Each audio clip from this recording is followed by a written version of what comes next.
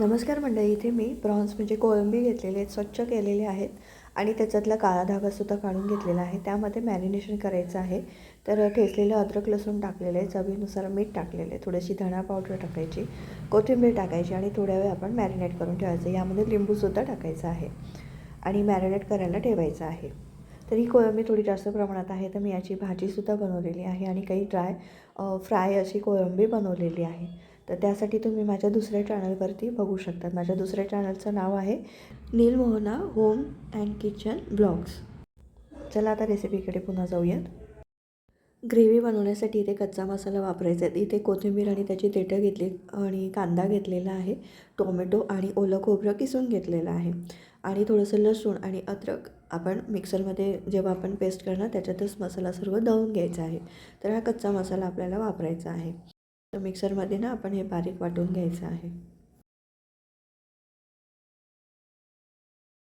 आता मसाला छान व्यवस्थित बारीक दळून झालेला आहे आणि मॅरिनेटसुद्धा झालेला आहे प्रॉन्स.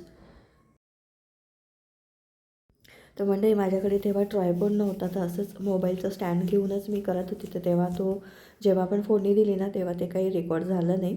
तर इथे मी मसाल्यामध्ये तिखट, हळद टाकलेलं आहे, थोडासा कढीपत्ता टाकलेला आहे आणि हा मसाला आपण जो दळून घेतला आहे तो छान परतवून घ्यायचा आहे तेल सुटेपर्यंत. आणि छान असं मसाला परतवून झाला की त्यामध्ये थोडंसं गरम पाणी टाकायचं आणि आपल्याला ग्रेव्ही कशी पातळ किंवा थिक हवी आहे त्यानुसार पाणी ॲडजस्ट करायचं. आणि आपण जेव्हा कोळंबी यामध्ये टाकणार ना तर त्याचंसुद्धा स्वतःचं पाणी सुटतं. तर त्या हिशोबानेच तुम्ही भाजीची म्हणजे थिकनेस तुम्ही कंट्रोल करू शकता की ॲडजस्ट करू शकता. अशा पद्धतीने छान अशी कोळंबी आपण जी रस्सा बनवलेला आहे. कोकमसुद्धा टाकतात, पण मी कोकम नाही टाकलेला आहे, फक्त जस्ट एक ग्रेव्ही बनवलेली आहे. तर तुम्हाला ही रेसिपी कशी वाटली आता नक्की कमेंट करा. तर ही ग्रेव्ही उकळल्यानंतर त्यामध्ये थोडीशी पुन्हा कोथिंबीर टाकायची आणि गरमागरम भाताबरोबर छान सर्व करू शकतात. आणि माझ्या दुसऱ्या चॅनलवरती कोळंबी फ्राय आहे, तर ते तुम्ही तिथे जाऊन चेक करू शकतात.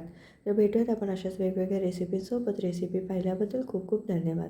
आणि मंडळी, प्लीज लाईक आणि शेअर नक्की करा आणि रेसिपी आवडल्यास सबस्क्राईबचं बटन नक्की प्रेस करा, बेल आयकॉन प्रेस करा, म्हणजे तुम्हाला व्हिडिओचं नोटिफिकेशन मिळत राहील. थँक्यू.